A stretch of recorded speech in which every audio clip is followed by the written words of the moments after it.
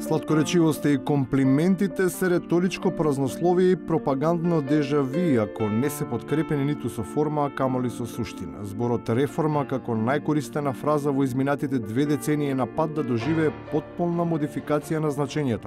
Освен како формула за манипулација со јавноста, сега се употребува и како хвалоспев за незината невидливост. Работата е завршена. Од тој аспект успешно е завршена.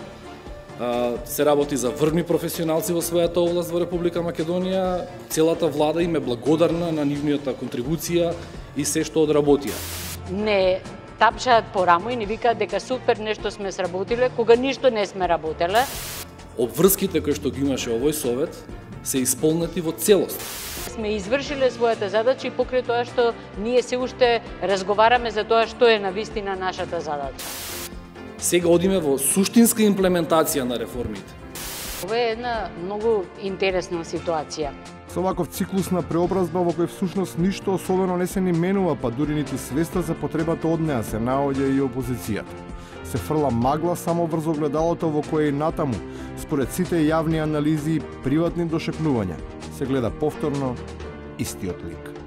Ова е екипирање и комплетирање на ВМРО ДПМН. Се уште ВМРО ДПМН е во сенката на фамилијата. Че спојна младост кај искуството. Контролирани по разни основи од страна на братучедите на Груевски. Луѓе кои што ги знаат работите, познати во своите средини.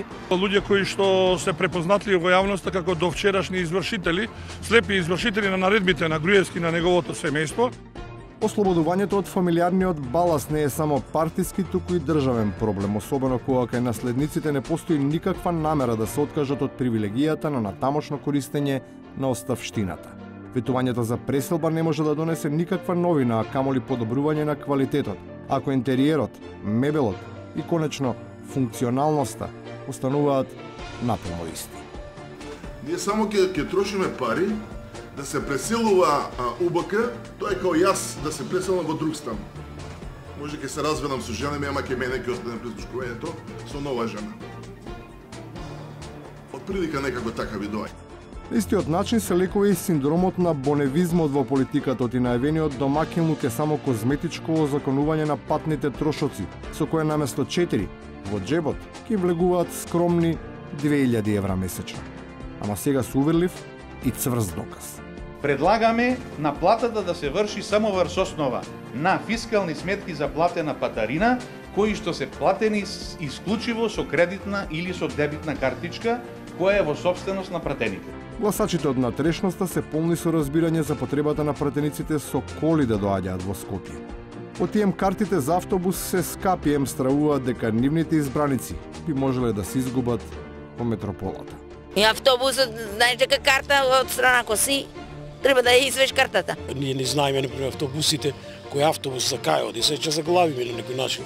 И на крајот, за оние што се почесто заглавуваат. Маските не помагаат. Тие се само привремена заштита. Еве јас ја носам маската, ама па и маската ме гуши мене и таа некако не ми дава онака убаво да си земам воздух. За ниту една маска не може да се земе свеж воздух. Време е да почнат да паѓаат, за да се дише нормално.